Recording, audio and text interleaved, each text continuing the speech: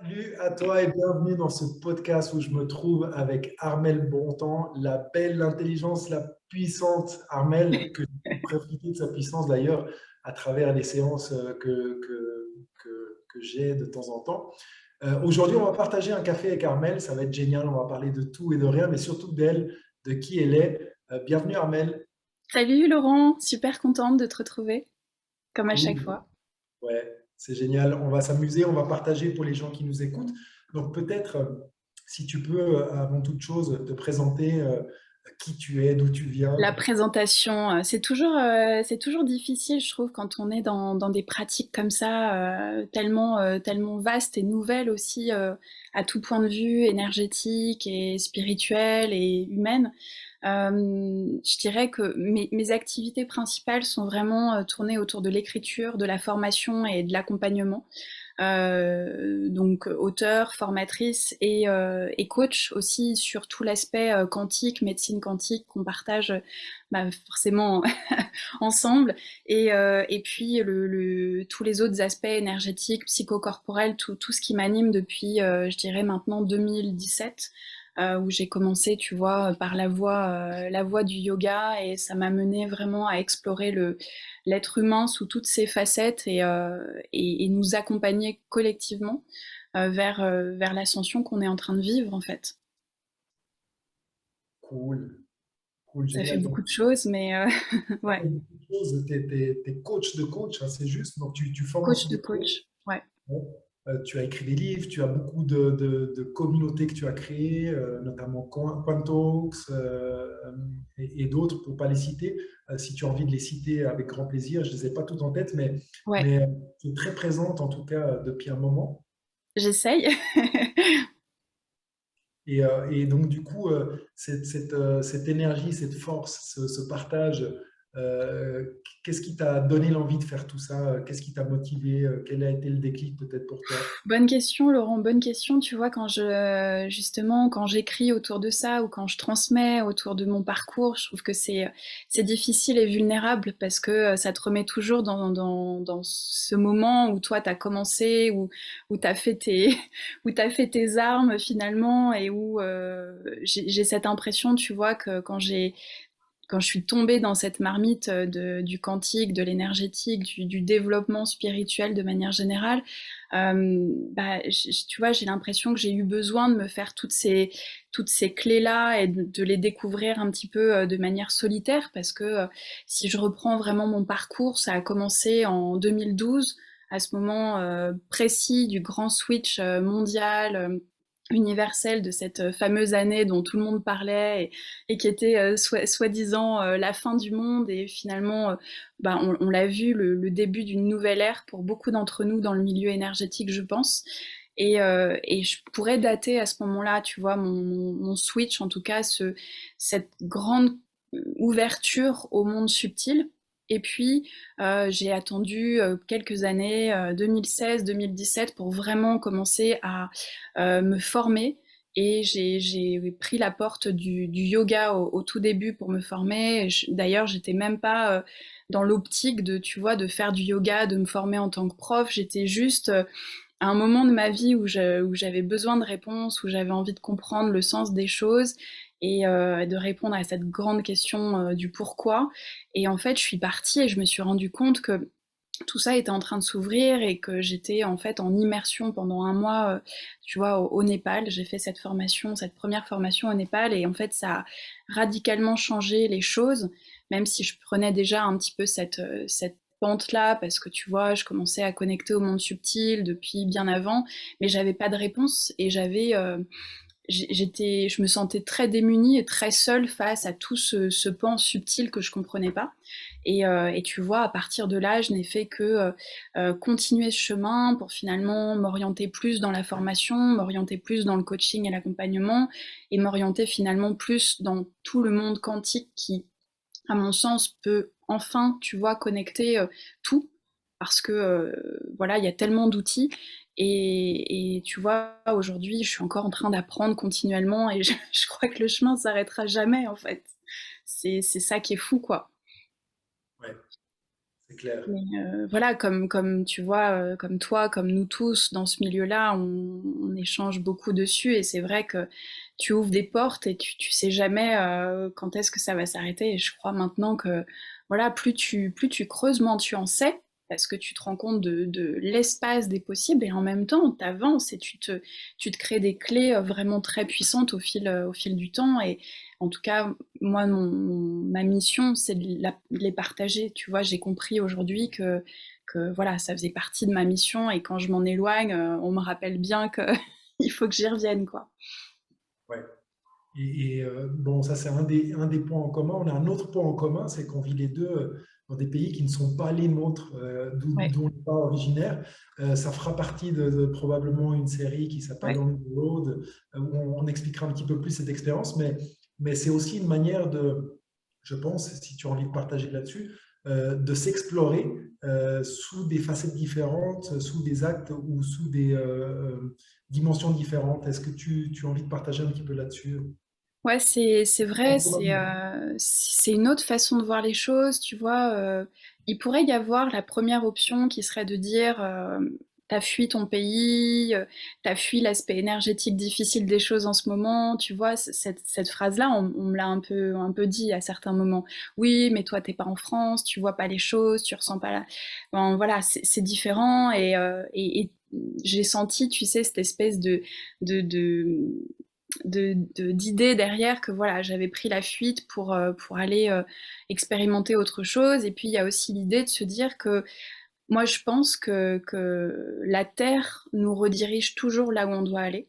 Et ça, c'est quelque chose que je suis en train d'expérimenter, tu vois, et de comprendre aussi dans ma vie. Et je pense qu'on est tous capables de le comprendre par rapport à ce qu'on a vécu, parce que tu vois, quand on a beaucoup voyagé, comme je pense beaucoup d'entre nous dans ces générations-là, on ne sait pas pourquoi on a été appelé par des pays à certains moments de notre vie, et on l'a compris après, tu vois, toi qui vis en Amérique latine, t'as compris après pourquoi t'avais ressenti cet appel, mais je suis sûre qu'au moment où t'es parti, c'était un peu flou, t'avais voilà, un appel du cœur, et pour moi, tu vois, en Roumanie depuis 9 mois maintenant, ça a été ça, comme pour tous les autres voyages, et du coup, voilà, l'autre option de le voir, c'est de se dire que la Terre sait où nous rediriger si on est attentif à là où on veut aller. Et je pense qu'en plus, tu vois, ces derniers temps, tout le monde a bougé. On a autour de nous des personnes qui ont changé de pays, qui ont fait des voyages plus ou moins longs. J'ai l'impression que là, tu vois, particulièrement cette dernière année ou ces 2 dernières années, il y a eu il y a une espèce de réécriture de la carte du monde. Tu sais, comme si les frontières n'avaient plus les mêmes importances.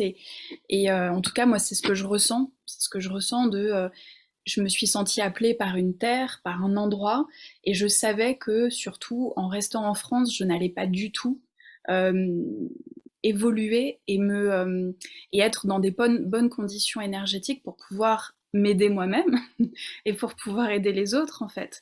Et je pense que voilà, il faut écouter cet appel-là et qu'on reste en France ou qu'on bouge. Il y a quelque chose à en tirer et c'est vrai que c'est autre chose de vivre ailleurs que dans son pays d'origine et en même temps, je pense que ça fait partie, tu vois, de l'aspect un peu multidimensionnel de nos vies, c'est que bah, en voyageant, tu reconnectes aussi à des parts de toi.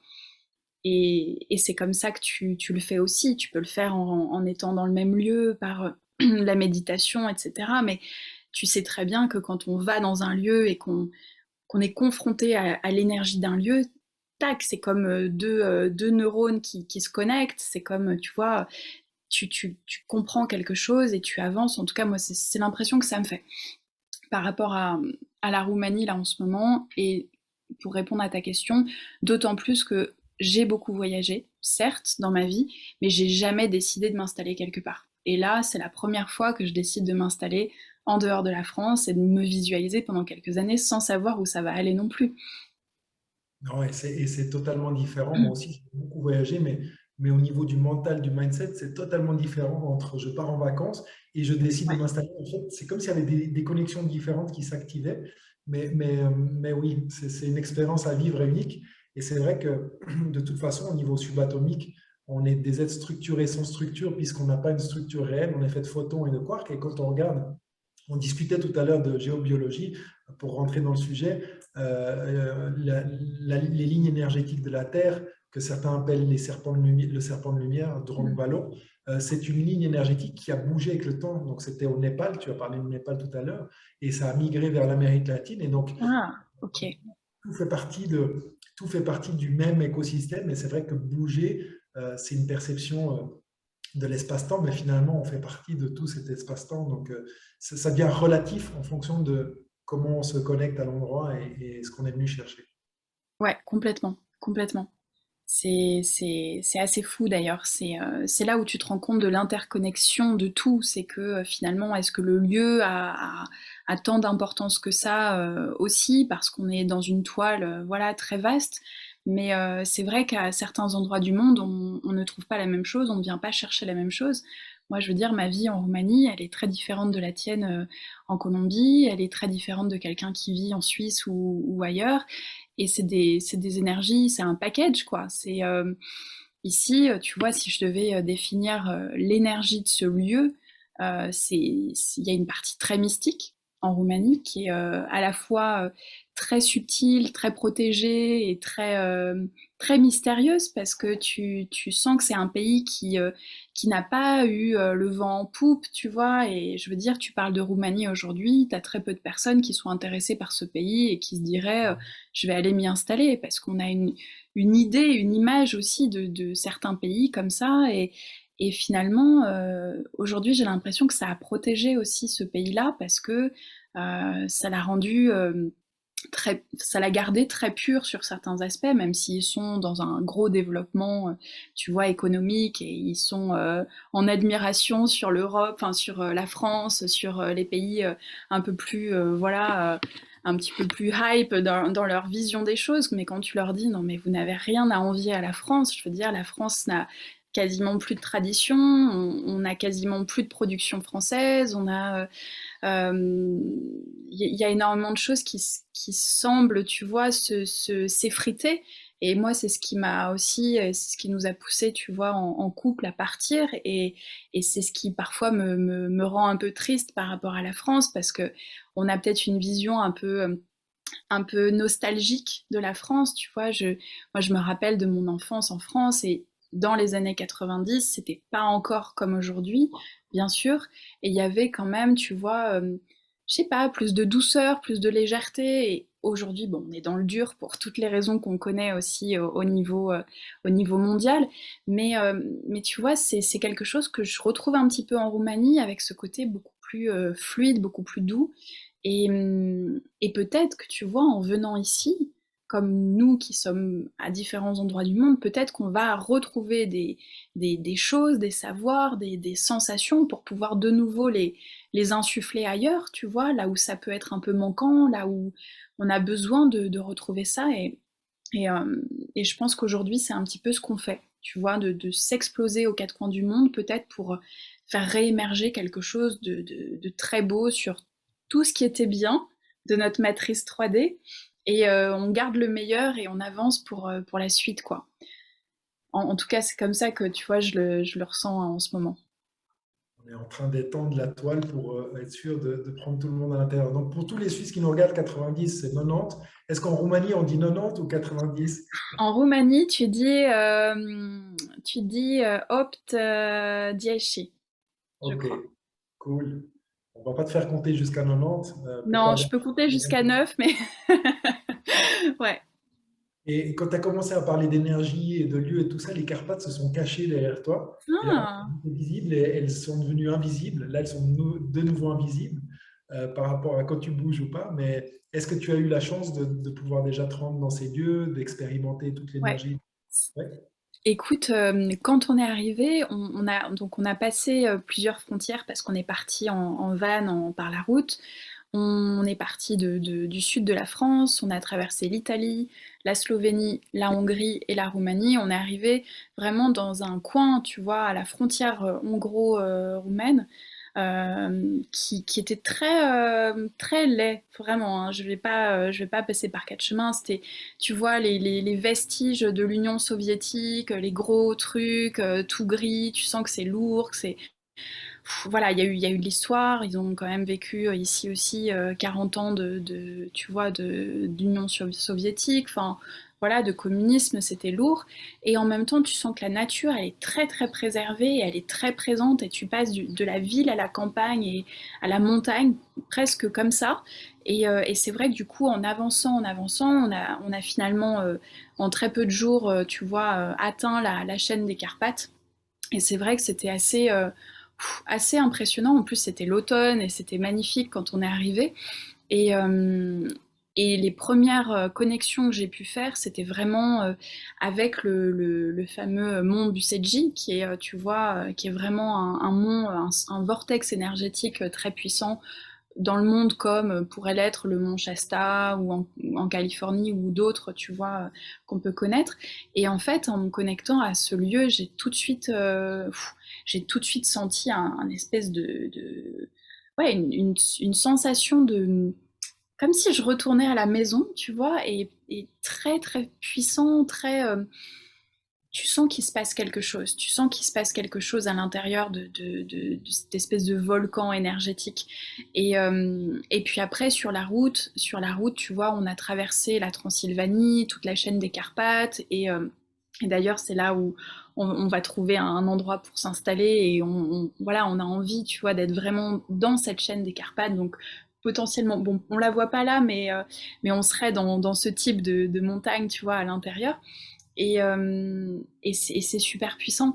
Et puis ce qui peut être aussi, je pense, très touchant pour beaucoup d'entre nous quand on voyage aussi, c'est de ressentir la terre, de ressentir l'énergie de la terre, et d'autant plus, tu vois, en mouvement, en faisant beaucoup de kilomètres et en étant en voiture, j'ai l'impression, tu sais, d'avoir absorbé toute l'énergie de la terre avec moi et d'avoir du coup reconnecté à des mémoires. Et ça a été très challengeant pour moi le premier mois en arrivant en Roumanie. J'ai eu l'impression, tu sais, d'avoir fait éponge et d'avoir pris tout ce qu'il y avait dans la terre pour pouvoir transmuter moi-même tout ce que ça me rappelait, peut-être des vies auxquelles j'ai reconnecté, tu vois.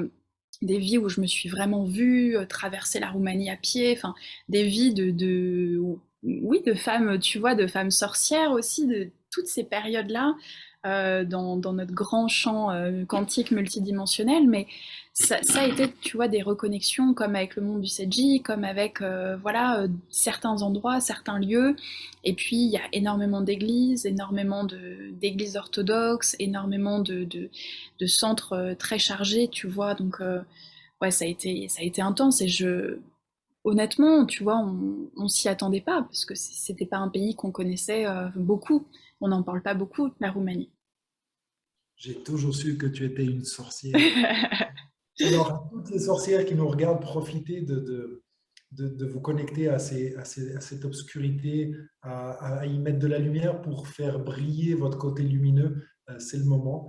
C'est jamais le moment et c'est toujours le moment. Le bon Mm, moment, c'est quand on choisit chacun de le faire, mais c'est une opportunité de se reconnecter avec tous ces savoirs ancestraux.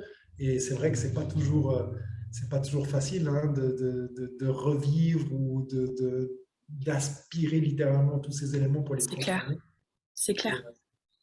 c'est c'est ce que tu disais au début, les gens qui, un petit peu envieux peut-être, qui disent oui, mais mais en fait, on ne sait pas ce que vit chacun, on ne sait pas quelle est la mission de chacun, on ne sait pas ce qu'il est en train de traverser. Bah, Armelle, elle est souriante, elle est belle, elle est là, mais qu'est-ce qui vous dit qu'elle n'est pas en train de souffrir, qu'elle n'a pas fait du travail sur elle, qu'elle pleure pas de temps en temps, qu'elle pousse pas une grande Ouais. gueulée, comme on dit en Suisse. Et Donc, effectivement, ça arrive beaucoup. Donc c'est ça, c'est que on est tous et toutes dans cette grande machine à laver. Et je pense que c'est très juste que tu rappelles tout ça parce que on a de la force, on a beaucoup de force et on a beaucoup de vulnérabilité. Et les deux sont tellement beaux et tellement compatibles. Et c'est vrai que ce que tu rappelles de ne pas projeter, de ne pas imaginer la vie des gens, moi c'est quelque chose que j'ai essayé de travailler assez tôt parce que je me suis rendu compte à quel point on ne connaissait rien de de certains morceaux de vie des gens. Même si aujourd'hui, tu vois, je suis persuadée qu'il y aura de plus en plus de transparence parce qu'on devient de plus en plus connecté à nos capacités de télépathie, tu vois, de clairsentience, etc. C'est des choses qui sont en train de réémerger avec le voile 3D qui est en train de partir, de littéralement se désagréger de notre Terre, tu vois, donc on retrouve tous ces potentiels, et je pense qu'au bout d'un moment, tu vois, c'est déjà le cas, mais on saura, on sentira, on verra la vie de chacun, et justement, il y aura une forme de transparence, mais on est quand même encore un peu entre les deux, et on ne sait pas, on ne connaît pas la vie des gens, et le jugement est une séparation super violente, parce que du coup, on se sépare de soi-même, on se sépare de l'autre, on imagine que la vie d'un tel est parfaite, que forcément cette personne va bien, ou que du coup, pour elle, tout est facile et que c'est pas juste, alors que je pense très honnêtement qu'il n'y a rien de facile dans la vie, mais ça peut le devenir. Tu vois, ça peut le devenir par un état d'esprit où on se dit, ok, tu vois, je prends de la distance, discernement. Je suis venue sur Terre pour vivre cette grande pièce de théâtre. Alors j'y vais, et finalement rien n'est grave. C'est un peu contradictoire, mais tout est grave et rien n'est grave. Tu vois, c'est ok, on vit les choses, et ce qui est difficile pour nous, c'est le filtre de nos émotions, parce qu'on est sur Terre. Mais en soi, quand on travaille dessus, quand on accepte, quand on se libère, quand on met de la fluidité, on peut traverser n'importe quoi. Et c'est vrai que, ouais, je pense que c'est un beau rappel de se dire qu'on ne peut pas juger la vie d'autrui, et on a besoin de se soutenir aussi. Tu vois, on a besoin de se soutenir, et d'autant plus, je pense que ce qui a augmenté cette espèce de séparation entre nous, c'est bien sûr, c'est les réseaux sociaux. Tu vois, même si ça a du très très bon, on crée des avatars qui sont parfois hyper, tu vois, qui collent parfaitement à qui l'on est. Et je pense que quand on est dans cette intégrité-là, bah, il y a peu de chances pour que ton image des réseaux sociaux soit à des années-lumière de ce que tu es. Mais parfois, il y a il y a des dissonances, tu vois. Tu sens bien qu'une personne manque de clarté sur ce qu'elle est foncièrement et ce qui est montré. Donc je pense que voilà, ça a pu amener peut-être beaucoup de jugements, de peur, de frustration, etc. Et on a tendance à un petit peu, je pense, tu vois, idéaliser les choses, parce il y a ce filtre entre la personne et moi, quoi. Donc, ouais, j'ai fait un monologue, mais Non, et c'est plus facile, c'est vrai, c'est plus facile que de regarder son côté obscur ou de s'avouer certaines faiblesses. Mais ce qui est très intéressant dans ce que tu dis, c'est que bah, le fait de travailler sur soi, c'est déjà quelque chose de très courageux, et ça permet en fait, par attraction, d'aider les autres à vivre mieux. Et de ce côté-là, j'ai envie de faire quand même un rappel qui est très important. C'est cool et c'est important qu'on soit professionnel dans l'accompagnement ou pas, de travailler sur soi, mais c'est une responsabilité et une décision individuelle. ouais. Ceci étant dit, pour tous les thérapeutes qui nous regardent, on ne doit pas être parfait pour pouvoir aider les autres. Donc la course à la perfection, c'est une course qui est déjà perdue d'avance.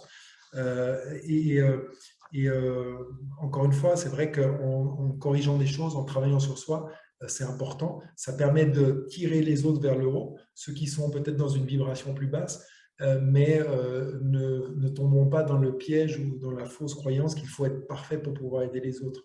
Donc ça, c'est des sujets auxquels je suis toujours sensible. Donc tu as beaucoup travaillé sur toi. Et avant de travailler sur toi, tu as travaillé sur quoi? Ou dans quoi tu as travaillé avant 2012? Tu faisais quoi? Eh bien, écoute, avant de vraiment plonger dans ce monde-là, euh, tu vois, je suis sortie du lycée, j'étais persuadée que je voulais intégrer les beaux-arts. Je voulais faire de l'art, j'étais voilà, une grande passionnée de peinture, de dessin, et c'était ma catharsis, hein, tu vois. Je peignais énormément, j'étais une ado très torturée, très très torturée, ce qui du coup m'a permis aussi de développer des outils de création, tu vois, qui me servent encore aujourd'hui et de développer aussi cette capacité un petit peu créatrice qui fait partie de moi. Et puis surtout, tu vois, des années plus tard, de comprendre pourquoi j'étais cet ado hyper mal et hyper perturbé, parce qu'il y a des choses que tu enfouis tellement profond que voilà, tu te dis mais d'où ça vient, etc. Et même si l'adolescence est un passage qui peut être difficile pour beaucoup d'entre nous, je pense que parfois il y a des facteurs aggravants qui sont peut-être pas vus au moment où voilà où c'est fait. Et du coup ça a été mon cas, tu vois, il y a eu plein de choses qui se sont passées, qui ont été enfouies, et ce qui fait aussi qu'aujourd'hui, tu vois, on dit souvent qu'on est on peut, tu sais, vraiment faire rayonner cette lumière à la hauteur de nos souffrances. Et je pense que oui, pour beaucoup d'entre nous, en tout cas moi j'ai croisé beaucoup de personnes qui avaient vécu ça, une forme de création de résilience, tu vois, qui se fait par rapport à ça. Donc moi, tu vois, j'étais vraiment passionnée par le monde créatif, artistique. J'ai passé des concours pour les beaux-arts, pour les arts déco. Je vivais à Paris, en région parisienne à ce moment-là.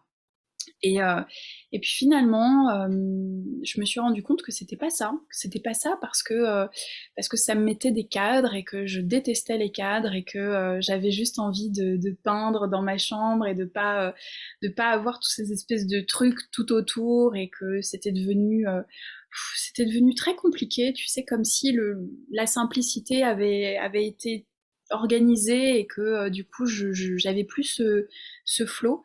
Et après ça, mon parcours a été très périlleux et chaotique, et en même temps super. Tu vois, ça a été un grand enseignement.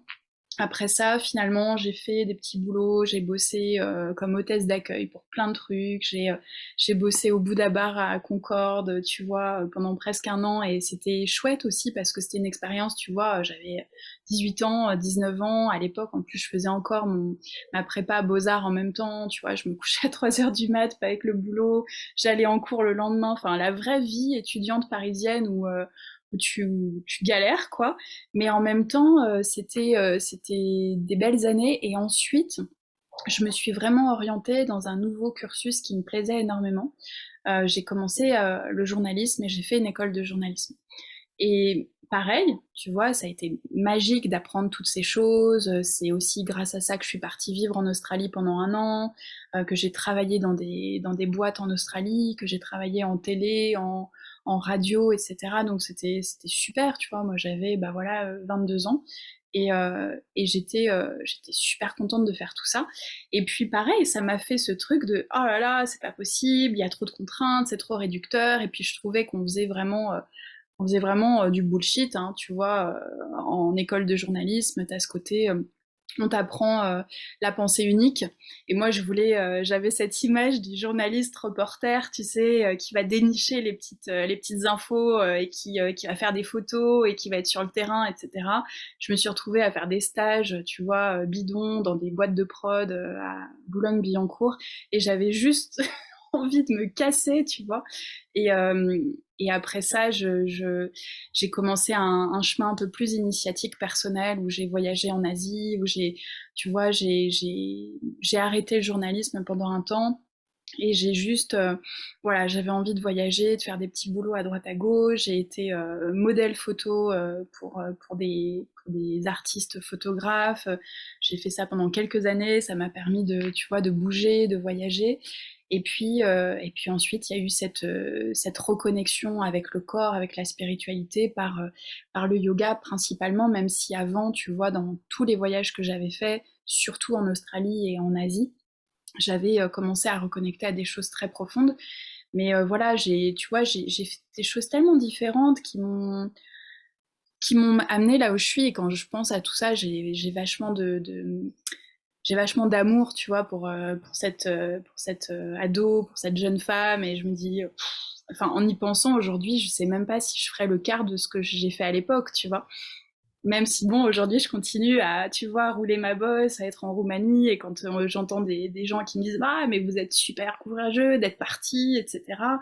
Moi, je me dis, bah, je sais pas, enfin, on l'a fait, tu vois, mais c'est vrai que, en tout cas, quand je repense, voilà, à ce que j'ai pu vivre plus jeune, je me dis, c'est fou. Et je pense qu'on a tous un peu sur nous, tu vois. Je suis sûre qu'il y a des choses que toi, tu as faites où tu te dis, mais comment j'ai pu faire ça?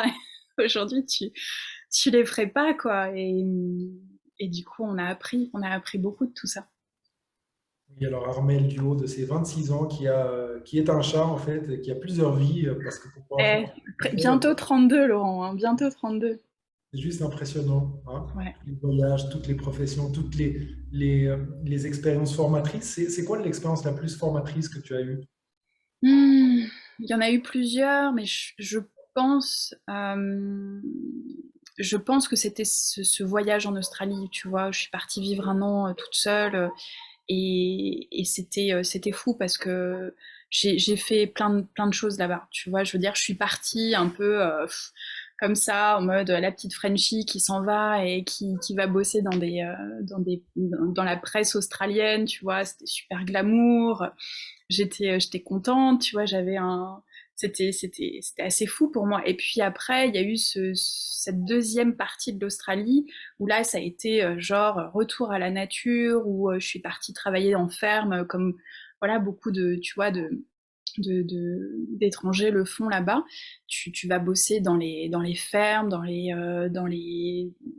des éco-villages, dans des endroits comme ça où tu vas vraiment travailler la terre ou ramasser des légumes, des fruits, etc. Ça, je t'avoue que pour la petite nana que j'étais, même si j'étais courageuse et motivée et tout, ça a été super difficile. Mais en même temps, ça a été le début de ma reconnexion à la terre et à la méditation et à comment on peut, tu vois, utiliser les énergies pour pouvoir se réguler. Et quand tu bosses 10 heures par jour au soleil à ramasser des courgettes tous les jours pendant un mois, t'as le temps de penser, tu vois, t'as le temps de penser et tu te dis mais qu'est-ce que je fous là? Et tu te refais toute ta vie et finalement tu développes une pratique, tu vois, de méditation par le geste, la respiration. Je pense vraiment que ça m'a donné tous les rouages de ce que je fais aujourd'hui, tu vois. Je veux dire, oui, c'est très bien de faire une formation de breathwork et de développer tout ça, c'est magique, tu vois. Aujourd'hui, on a une explosion de toutes ces méthodes, mais franchement, moi, à l'époque, je faisais du breathwork, j'en avais même pas l'impression, tu vois. C'était, tu respires, t'es là, tu sais que t'as 10 heures à faire ton truc manuel avec la terre toute la journée. Bah, ton meilleur ami, c'est ton corps, ta respiration et ton mental, quoi. Et du coup, ça a été dur, tu vois. Il y avait le côté aussi féminin qui était très difficile à garder, tu vois, parce que quand tu es vraiment en train de bosser toute la journée, que ça fait 3 mois que t'as pas mis de make-up ou que tu juste t'as pas le temps tu sais, de te laver parce que de toute façon, t'as les pieds sales, t'as les mains sales, t'as l'impression de, tu vois, de perdre tous les attributs qui peuvent être un petit peu. Excuse-moi, c'est. Hop, c'est mieux. C'est, ouais, ça a été, tu vois, une déconstruction pour une reconnexion et ça a été très dur. Et en même temps, c'est une des expériences les plus belles de ma vie, tu vois. Alors, dans l'approche alchimique de Paracels ou homéopathique d'Hahnemann, je ne me rappelle plus, on dit que c'est dans la dosification que se trouve la toxicité de quelque chose. Mm. Et donc, pour se reconnecter à la Terre, on n'a pas besoin d'être en contact avec elle 24 heures sur 24. Mais qu'est-ce que tu pourrais dire à ces personnes qui vivent en ville, par exemple Mm. à Paris, et qui ont besoin de cette Ouais. reconnexion à la Terre? Quels tips tu pourrais leur donner? C'est une super question parce que je pense qu'aujourd'hui, c'est vraiment un pilier majeur de notre vie et de notre bien-être. Et je pensais pas que je dirais ça un jour, hein, tu vois, parce que à l'époque, moi, quand je vivais vraiment en ville, que ce soit à Bordeaux, à Paris, à Toulouse, j'étais persuadée que faire un petit peu d'ancrage en allant mettre mes pieds dans l'herbe dans un parc suffirait. Aujourd'hui, j'ai bien constaté que c'était pas suffisant. Et heureusement, bien sûr, ça ne veut pas dire qu'il ne faut pas le faire, ça ne veut pas dire que faire une méditation d'ancrage en visualisation ne sert à rien, ça ne veut pas dire que aller se faire une randonnée ou aller marcher dans un parc pieds nus ne sert à rien, pas du tout, mais je pense que c'est pas suffisant. Et moi, je le vis, tu vois, je le vis même là, à mon niveau, et pourtant on est en Roumanie, la nature, tu le vois, elle est partout autour de nous, mais le simple fait d'être dans une maison où est généré justement sont générés tous ces réseaux électriques, sont générées toutes ces fréquences électromagnétiques qui peuvent être perturbantes, tu vois, on parlait de géobiologie un petit peu tout à l'heure, ça c'est des choses qui viennent perturber très très rapidement notre système nerveux, notre système endocrinien, nos relations, notre bien-être général, et tu vois, en ayant passé 10 jours en pleine nature, et en étant revenu dans une maison globalement électrique, c'est pas mon type de maison, mais c'est pas la mienne, donc voilà, mais en tout cas, tu ressens ça.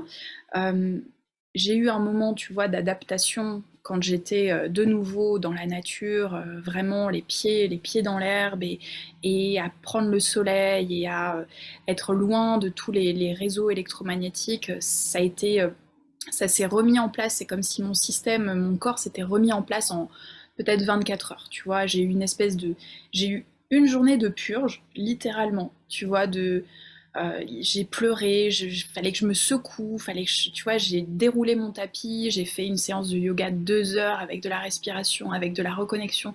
C'est comme si tout mon corps s'était purgé d'un coup au contact de la nature et que ensuite ça s'était bien remis en place.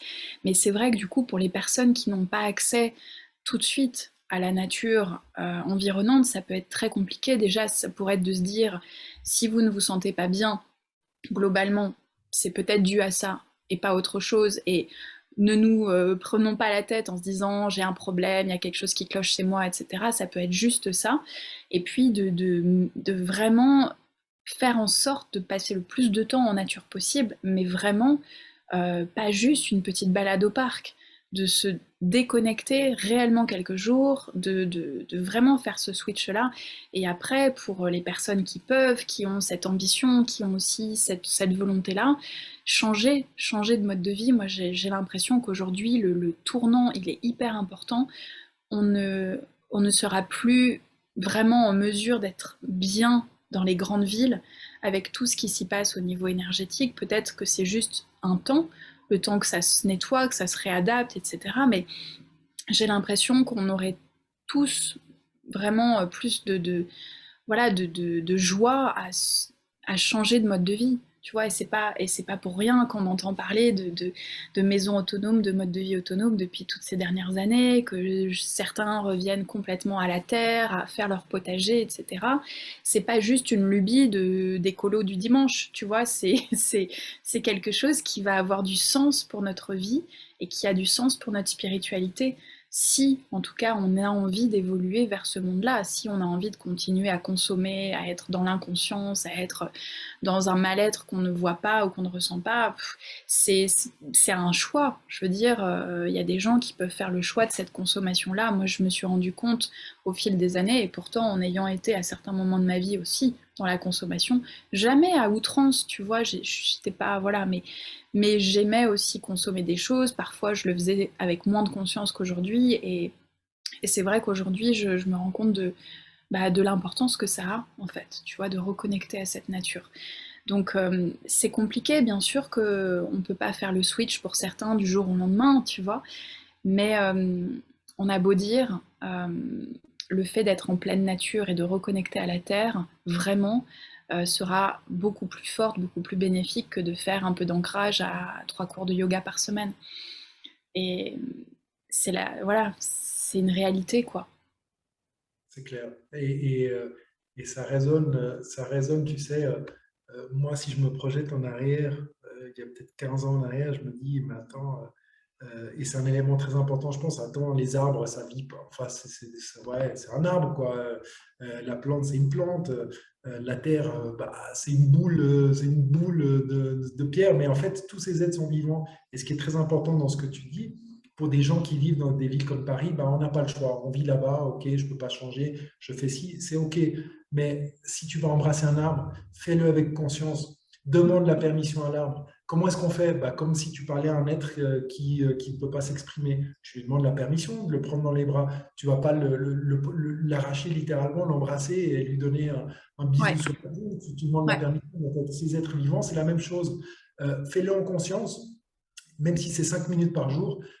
Embrasse l'arbre, demande à l'arbre qu'il te décharge de cette énergie. Il va le faire. Connecte-toi à pieds nus tous les jours ouais. 5 minutes à la terre. Tu verras que tu te sentiras mieux que si tu ne fais rien. ça ne va pas te changer la vie du jour au lendemain, mais il y a des études scientifiques qui démontrent qu'il y a des gens qui se sont guéris de diabète suivis par des médecins, simplement en pratiquant le pied nu au contact de notre terre Ouais, de manière régulière, c'est-à-dire tous les jours, pour impacter notre vibration. Donc, ouais. faisons les choses avec conscience dans la mesure de notre possibilité, mangeons avec conscience, pas avec notre téléphone sous les yeux. Voilà, c'est ça, tu vois, l'alimentation aussi, ça c'est un moyen de se reconnecter à la nature si on n'est pas voilà, tout de suite dans la nature. Et pour ceux qui ne le connaissent pas, mais je pense que maintenant tout le monde le connaît, il y a Thierry Casasnovas qui a fait énormément de vidéos qui sont accessibles où lui parlait de cette maladie qu'il avait, où il s'est guéri en reminéralisant son organisme avec beaucoup d'utilisation de légumes, de plantes, etc. Je veux dire, aujourd'hui, on sait très bien que l'utilisation de légumes, enfin l'alimentation de légumes crus, de produits qui viennent le plus possible de la terre, qui ont été pas trop traités si possible, ça c'est un moyen de reconnecter à sa nature et de rééquilibrer aussi son système nerveux. Je pense que, tu vois, ça aujourd'hui aussi, je pense que ce qui est hyper important, c'est notre système nerveux. Et je pense que c'est ça qui met à mal beaucoup de personnes aujourd'hui. C'est un système nerveux qui est épuisé par le stress, qui est épuisé par la peur, qui est épuisé par le mode de vie, qui est épuisé par le manque de sommeil, qui est épuisé par l'alimentation, comme voilà, tu le disais, on disait, qui est pas adaptée. Et je pense que si on prend en charge la santé de son système nerveux, on peut tout faire. On peut tout faire. Amanita muscaria en microdosing, mais je ne vais pas en parler ici. On pourrait, tu vois, je vois le slogan qui passe, manger les courgettes australiennes d'Armel. Ouais, c'est ça. Manger Prenez soin de votre local. système nerveux, mangez des courgettes. Non, manger local, favoriser Ouais, l'économie locale de proximité, c'est aussi ça. C'est ce qu'on dit toujours, arrêter de donner de l'argent à des gens qui ne veulent pas du bien. Donc arrêter ouais, de consommer des plats préparés ou des choses de grande industrie alimentaire qui forcément ont des déséquilibres au niveau nutritionnel, au niveau des sucres, des acides gras saturés, etc. etc. On ne va pas non plus partir là-dedans, mais c'est privilégier les économies locales, ouais, plus naturelles, ce qui est plus euh, complètement. nutritif pour vous et pour Venez la... vivre en Roumanie. Ici, il y a encore des poules, Ah, des fermes, donne-nous-en. des potagers. Ils n'utilisent pas de pesticides. Mm. Cool. Ce qui n'est pas ce qui n'est pas trop le cas ici en Colombie. Tristement, en fait, des grandes sociétés comme Monsanto donnent gratuitement des fertilisants aux paysans qui ont déjà pas beaucoup de gains. Et en Mm. fait, ces fertilisants les aident à avoir de Ouais. meilleures récoltes. Et donc, du coup, ils tombent dans le piège de Et ouais, on n'accepte plus que ce mode de fonctionnement. ouais. C'est un peu comme ça que ça fonctionne, mais bon, là aussi, c'est un sujet qui est trop vaste pour Ouais, l'aborder. bah, c'est un sujet à part entière, ça c'est clair. J'espère fermer sa chaîne YouTube aussi, ce serait dommage. Euh, Bah donc, ouais, c'est clair. donc, donc voilà, mais donc c'est très passionnant par rapport à tout ce que tu racontes. Je pense qu'on peut parler encore 3 heures et demie facile. Ouais. C'est quoi qui te tient le plus à cœur aujourd'hui dans ce que tu fais? Euh, Tout ce que tu Bah, fais.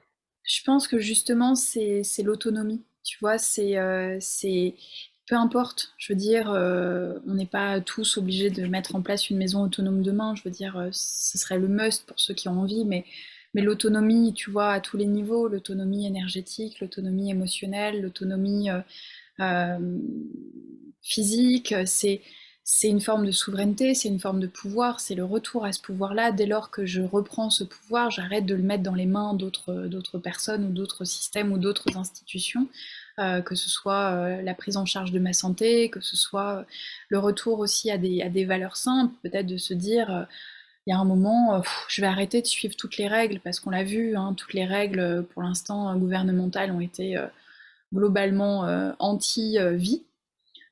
Tu vois, ça peut être juste ce retour progressif à cette autonomie qui nous rappelle combien on est puissant, combien on est divin, combien on est Dieu et on est cette source à l'intérieur de nous. Et bien sûr que l'avoir caché aux hommes et avoir fait en sorte qu'on l'oublie nous a rendus tellement dépendants voilà, on est arrivé dans cette espèce de société d'assistés. Je dis pas ça pour juger qui que ce soit, hein, on l'a tous été à un moment de notre vie, mais on est quand même globalement dans une société d'assistés qui n'ose même plus se prendre en charge. C'est même pas cette idée. Je pense qu'au bout d'un moment, on se pose même plus la question. C'est des gens qui ne sont peut-être même pas posé la question en se disant est-ce que je suis capable de m'auto-gérer, est-ce que je suis capable de faire ça seule, est-ce que finalement ma santé, je peux arrêter de dépendre d'un diagnostic d'un médecin, de mon médecin traitant, de mon pharmacien, ou de juste compter sur moi, tu vois. Et je pense qu'aujourd'hui, en tout cas, ma mission, mon cœur de cible, c'est le retour à cette autonomie et à cette souveraineté. Ça l'a toujours été, et je pense qu'il faut qu'on, vraiment de manière voilà, collective, et qu'on soit nombreux à retrouver ça. Parce que on ne peut plus être dans cette dépendance des uns ou des autres, et ça peut être valable, tu vois, je parlais des médecins, des institutions, mais ça peut être valable dans le cercle relationnel, tu vois, quand tu vis des relations dysfonctionnelles où tu as une dépendance affective, cette fameuse dépendance affective dont on a entendu parler partout ces dernières années aussi, c'est une manière de se remettre au cœur de sa vie, euh, de ne pas compter sur l'autre pour régler ses problèmes. Ça ne veut pas dire qu'on n'a pas des beaux liens avec des personnes, qu'on n'est pas dans des belles relations, qu'on n'est pas amoureux, qu'on n'est pas amis, que voilà, je pense que ça c'est beau, mais il faut qu'on sorte de ce schéma toxique, et aujourd'hui l'autonomie, je pense que c'est notre clé, c'est une des clés principales. Ok, cool. Est-ce que tu as envie de partager un petit exercice que tu fais en autonomie quand tu sens que tu pars en cacahuète au niveau Ouais. émotionnel? Alors quand je pars en cacahuète, j'ai plein de petits tips bien sûr. Ce qui peut marcher très bien, euh, qu'est-ce que je pourrais donner? Euh, J'essaye de réfléchir à quelque chose de simple qui pourrait parler à tout le monde, sans aborder peut-être des choses qui ont été vues et revues. Euh, je pense que déjà, tu vois, sans que ce soit un exercice hyper précis, déjà revenir vraiment tout de suite à soi. Revenir à soi, revenir à son corps, revenir à ses émotions. Et il y a quelque chose de tout simple, ça peut être juste de se poser des questions. Ah, ok, qu'est-ce que je ressens là? Ok, je ressens de la colère. Pourquoi je ressens de la colère? D'où ça vient? Ok, je suis en colère parce que... Et en fait, le fait de dérouler ce fil va vraiment nous permettre de se libérer et de revenir à justement une intégrité personnelle. Et après, il y a plein de petites techniques très simples. Retourner aux sensations du corps, retourner au souffle, boire un verre d'eau en pleine conscience, prendre l'air, aller prendre l'air d'un coup pour juste sortir d'un espace, ouvrir les fenêtres si c'est pas possible. Ça peut être juste ça, ou fermer les yeux, juste fermer les yeux pour se déconnecter de la réalité immédiate et rentrer dans une autre forme de conscience. Ça peut être des petites choses, voilà, auxquelles je pense. Fermer les yeux, respirer, prendre l'air, ouvrir la fenêtre, revenir dans son corps. Ça, c'est des choses qui marchent à tous les coups, à tous les coups. Cool. Écoute, Pour éviter le partage en cacahuète généralisé. c'est plus simple que vous pensez. Donc, tu parles de respiration. Donc, après, il y a des gens qui parlent de respiration, cohérence cardiaque. Non, ne cherchons pas la complication. On inspire, Ça peut être simple. on Ouais. expire. On inspire par le nez, on expire par la bouche. On fait gonfler notre petit Juste abdominal. ça, d'entendre sa On met respiration. Ouais. les mains comme ça. On revient sur le Ouais. corps. Ce qui est Les très intéressant. mains, les mains sur les tempes, les mains sur le cou si on sent qu'on a du mal à parler, sur le C'est cœur. la zone où on sent du Les mains sur le ballonnement. cœur, déjà ça, on fait circuler de nouveau le champ électromagnétique, quoi. Voilà, 1 minute, pas plus. Et ça vous permet d'éviter de partir en Ouais, cacahuète. Et si vous partir en ouais. cacahuète, partons en Et cacahuète. si, voilà, on doit partir en cacahuète, on part en cacahuète. Et dans ces cas-là, il faut crier, il faut pleurer, il faut lâcher, il faut courir, il faut se secouer comme les animaux, même si on a l'air d'un fou, voilà, peu importe. C'est c'est un retour à quelque chose d'organique aussi qui peut faire peur, mais qui est vraiment notre nature. Ça peut être très bizarre de se secouer dans tous les sens, mais ça marche. Ouais, totalement. Surtout Enfin, souvent. il y aurait tellement de choses à dire, c'est vrai. peut-être juste de prendre conscience qu'en fait, tout ce qui se passe à l'intérieur de nous fait partie d'un champ, un grand champ quantique, qu'on pourrait appeler aussi morphique, parce que c'est des formes qui viennent nous impacter. Donc, imaginez aussi, imaginez ce grand champ autour de nous, je sais pas, comme un grand ballon, et de se dire, ah là, il y a tous ces trucs dedans, il faut que je les vire, faut que je fasse de la place, quoi. Donc oui, le fait de s'expanser, le fait de, tu vois, de faire des grands mouvements avec ses bras et tout, ça, c'est des choses qui peuvent marcher très bien. Cool, cool, cool, cool. Armelle, c'est où qu'on peut te trouver? C'est quoi ton canal préféré? Alors principalement sur mon site web qui c'est Moon Yoga M2ON pardon yoga tout attaché .life. Moonyoga.life, c'est vraiment là où il y a tout ce qui est recensé, et sur Instagram au même nom. Sur Instagram, même si vous tapez mon nom, Armelle Moutan, vous trouverez mon compte Instagram. Et puis après, à partir de là, il y a tout, le podcast, la chaîne YouTube. Vous pouvez me trouver à mon nom, de manière générale. Je pense que en tapant mon nom sur Google, vous trouvez tout aussi. C'est l'avantage de la toile Internet. Et voilà, c'est vrai que je suis plutôt active sur Instagram ou Telegram. Telegram, et voilà. Super, donc je partagerai les liens en dessous Ouais, ça marche. de ce podcast. Ce podcast est disponible sur YouTube, Spotify, Deezer, Apple Podcast et sur d'autres réseaux. Ça a été un grand plaisir de partager ce café avec toi. Ce Moi café aussi, Laurent, comme à chaque fois. qu'on discute de temps à autre. D'ailleurs, ce café, il a commencé avant même qu'on enregistre. Ouais. Merci à tous ceux qui nous suivent. Vous pouvez me trouver aussi sur Instagram, Laurent Geller. Ça a été un plaisir, c'est un plaisir de vous accompagner et je vous dis à tout bientôt. Merci beaucoup, Armel. Merci Laurent, merci beaucoup. Je t'embrasse. Ciao.